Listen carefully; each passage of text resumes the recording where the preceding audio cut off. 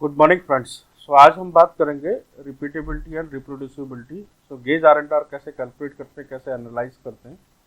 So in variable gauge study we have to use this three options to calculate gauge R and R. So एक है range method, एक average and range method, एक ANOVA method. So the ANOVA method is preferred because it measures the operator to part interaction gauge error, where range and average and range method does not include this variation. So average and range method and range method हम लोग use नहीं करेंगे, क्योंकि वहाँ पर operator का जो interaction है विद गेज एरर और ऑपरेटर एरर वो कंसिडर नहीं हो पाता। तो इसलिए हम जो नॉर्मल प्रैक्टिस में भी है वो है एवरेज एंड रेंज मेथड, जो कि नॉर्मली इंडस्ट्री में यूज़ होता है।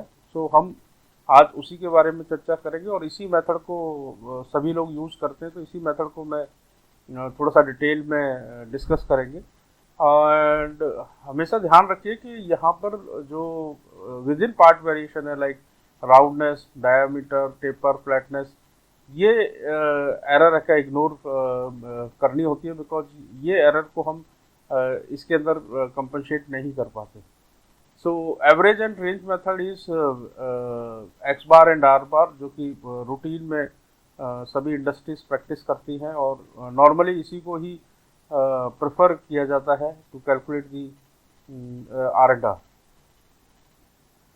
सो इसके अंदर सबसे पहले मैं आपके साथ ये फिगर शेयर करना चाहूँगा, जहाँ पर कि हमें डाटा एंट्री करनी है। सो 1 से लेकर के 10 ये सैंपल सेलेक्ट किए हैं और अप्रेजर हैं ए बी सी। सो ये इंस्पेक्टर्स हो गए जो कि रूटीन में हमारे 3 शिफ्टों में यूज़ हो सकते हैं, या एक ही शिफ्ट में 3 लोग एक ही डायमेंशन को चेक कर रहे हैं। सो हमें इसको स्टडी के लिए सेलेक्ट किया है। And gauge R and R हमेशा हमें ये बहुत क्वेश्चन आता है कि किसके ऊपर करें। तो जो भी कंट्रोल प्लान के अंदर हमारे measuring equipment and techniques define की हुई है, उन सब के ऊपर हमें एमएसए करना है।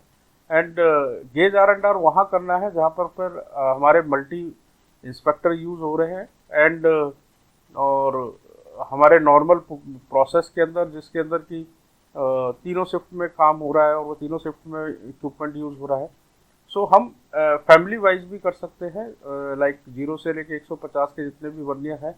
सो उस एक इक्विपमेंट में हमने कर लिया और सारे ऑपरेटर्स या सारे ऑपरेटर्स को या इंस्पेक्टर्स को हमने कवर कर लिया, तो हम उनको क्वालिफाई कर सकते हैं ऑन दैट बेसिस कि वो गेज आर एंड आर में अगर क्वालिफाई होते हैं, इट मीन्स वो लोग क्वालिफाइड हैं for doing a measuring and taking a decision. So हमें किसी भी इंस्पेक्टर को अप्रूव करना है तो वो एमएसए के थ्रू अप्रूव करना चाहिए। सो हमें यहाँ पे 3 इंस्पेक्टर लेने हैं और हर एक इंस्पेक्टर से 3 ट्रायल करवाने हैं और 10 सैंपल्स लेने हैं।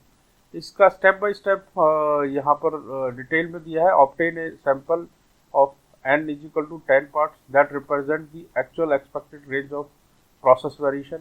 सो हमें कंप्लीट प्रोसेस के अंदर जो वेरिएशन आ रहा है, जो कम डायमेंशन आ रही है, फिर मैक्सिमम आ रही है, सो हमें कोशिश करना है 30% है, लोअर साइड में 30%, अपर साइड में 30%, मीन में, इस तरीके से हमें 10 पार्ट्स को सेलेक्ट करना है, सो दैट जो कंप्लीट जो प्रोसेस का वेरिएशन है वो कवर हो जाए। अगर हम टोटल वेरिएशन पे कवर करना चाहते हैं मीन्स टॉलरेंस के ऊपर, तो हम lower band of tolerance, higher band of tolerance and mean, तो इस तरीके से हम सैंपल को सेलेक्ट करें सो दैट कि वो हमारे पूरे प्रोसेस या हमारे पूरी स्पेसिफिकेशन को की रेंज को रिप्रेजेंट करे। और जितना ज़्यादा प्रोसेस वेरिएशन हम कवर करेंगे, सो दैट कि हम अंडरस्टूड करें कि जो प्रोसेस वेरिएशन है उसको हमारा मेजरमेंट सिस्टम अरेस्ट कर सके। मीन्स हमारा मेजरमेंट सिस्टम 1/10 होना चाहिए हमारे प्रोसेस वेरिएशन या हमारा total variation means product variation. So जहाँ पर अगर हम एसपीसी कर रहे हैं तो वहाँ हम प्रोसेस वेरिएशन को रिप्रेजेंट करने के सैंपल्स लें, और जहाँ हम एसपीसी नहीं कर रहे हैं, 100% इंस्पेक्शन कर रहे हैं या हम मेजरमेंट कर रहे हैं, तो उस केस के अंदर हम कंपोनेंट की टोटल वेरिएशन को भी कंसीडर कर सकते हैं। बट जब हम सैंपल सेलेक्ट करें तो वो कंप्लीट रेंज को सेलेक्ट करें, सो दैट कि उसकी 1/10 हमारी मेजरमेंट एरर हो सो दैट कि हम अपने वेरिएशन को अच्छी तरीके से पकड़ सकते हैं. So in figure A, B, C are the examples for inspectors, and number of part is 1 to 10, and calibrate the gauge if this part of normal measurement system procedure. Let measure A n parts in order and enter the result in row 1. So let B, उसके बाद B करें, उसको 6 रो में हम record करें and 11 में record करें. So repeat this cycle and fill this complete record. And an alternate method may be used to appraisers on different shifts. Let A measure all 10 part B. So जिस तरीके से availability है inspectors की, उस हिसाब से हम इसको रिकॉर्ड करें. अगर ए शिफ्ट में काम कर रहा है तो उस समय हम उसके तीनों पार्ट लेने हैं, बी में फिर हम जाकर के बी शिफ्ट के इंस्पेक्टर को यूज़ करें और सी में जाके सी में कंप्लीट मेजरमेंट करवाएं. सो ए बी सी तीनों के केस के अंदर हमें 10 बार और इन 10 पार्ट्स को रैंडम ऑर्डर के अंदर चेक करना है और उसको वो नंबरिंग ना दिखाई दे इंस्पेक्टर को, सो दैट कि कोई कॉन्फ्लिक्ट ना हो मेजरमेंट में, और हम एक आदमी रिकॉर्ड करे और वो एक इंस्पेक्टर उस रीडिंग को बोले और हमारे को वो दिखाई दे कि ये कौन से पार्ट नंबर है. तो इस तरीके से हम उसको पार्ट को नंबरिंग करें और 3 ट्रायल के अंदर हम इसको रीडिंग को फिर इस टेबल के अंदर लिखें. और हर सैंपल साइज का, लाइक अगर मैं लेफ्ट साइड में सबसे टॉप में अप्रेजर एक ही बात करूं तो उसने 1, 2, 3 ट्रायल किए हैं और सैंपल 1 है 0.29, 0.41, 0.64. तो इन सब का हम एवरेज करना है और एवरेज को नीचे लिखना है. And also we have to calculate हर सैंपल का रेंज, और ये तीनों केस में हमें करना है. देन अगर हम हॉरिजॉन्टली बात करें तो वहाँ पर भी हमें सबका एवरेज लिखना है. देन हमें एक्स बार कैलकुलेट करना है, मीन्स जो एवरेज हमने लिया है सैंपल्स का उन सब की एवरेज करके हमें यहाँ डालना है. And then also R bar, means जो रेंज हमने हर सैंपल की थी, मतलब हम सब ग्रुप की, तो जो 1, 2, 3 है पहले का ट्रायल, और उसको आर बार को हमें लिखना है. इस तरीके से हमें ये कंप्लीट टेबल कर लेनी है. अगर नीचे हम बात करें तो एक्स डिफरेंस हमें मीन्स जो आर बार है उसकी एवरेज लेनी है. जो तीनों आर बार निकल के आई, तीनों को ऐड करके और डिवाइडेड बाई 3 करके, सो एवरेज हो गई. सो आर बार कैलकुलेट करना है. एंड देन एक्स डिफरेंस हमें कैलकुलेट करना है. And then double R bar means double R bar को हमें मीन्स अपर कंट्रोल लिमिट है आर बार के केस में निकालनी है, जिसमें आर बार इंटू D4 है. D4 का हमारा 2.58 3 टाइल के लिए है, जो कि नीचे भी दिया हुआ है कि हमें 2 ट्रायल में कितना होगा और 3 ट्रायल में हमें कितना आर बार को लेना है. तो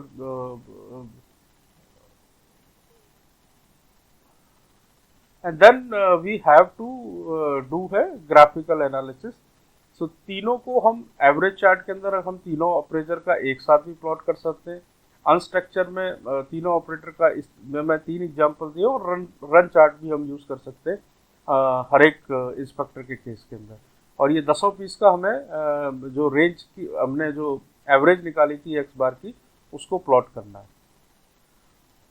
सो हमें यहाँ पर एक सेंसिटिविटी जरूर चेक करनी है, और ये ध्यान रखना है इस एनालिसिस में कि हमारे 50% पार्ट कंट्रोल लिमिट से बाहर हो, सो दैट कि हम ये देख सकें कि वो हमारा मेजरमेंट सिस्टम उस टोटल पार्ट वेरिएशन को पकड़ पा रहा है कि नहीं पकड़ पा रहा है.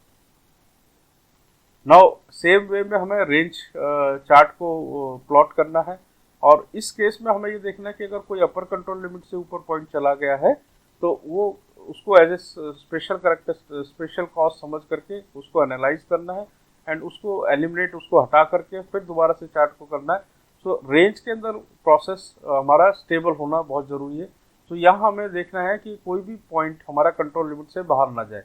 बट एक्स बार चार्ट के अंदर हमें ये ध्यान रखना है कि वहाँ पर 50% पॉइंट्स कंट्रोल लिमिट से बाहर होना चाहिए. And then we have to do a calculation to find out कि हमारी R&R वैल्यू कितनी है, इक्विपमेंट वेरिएशन कितना है, अप्रेजल वेरिएशन कितना है.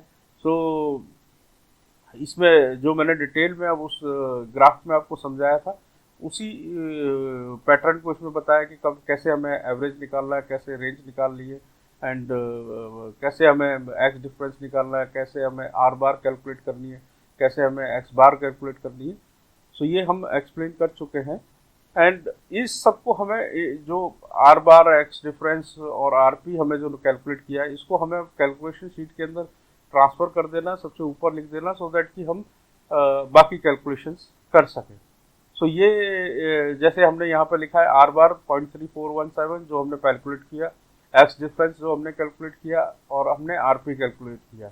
अब इसके अंदर इक्विपमेंट वेरिएशन का फार्मूला क्या है, are double bar K1। K1 trial 2 के लिए 0.88 है एंड ट्रायल 3 के लिए 0.5908 है। सो ये मैंने यहीं पर ये इंसर्ट कर दिया कि क्या हमें K1 की वैल्यू लेनी है, and then we have to calculate equipment variation. Same appraisal variation, X difference into K2 into EV।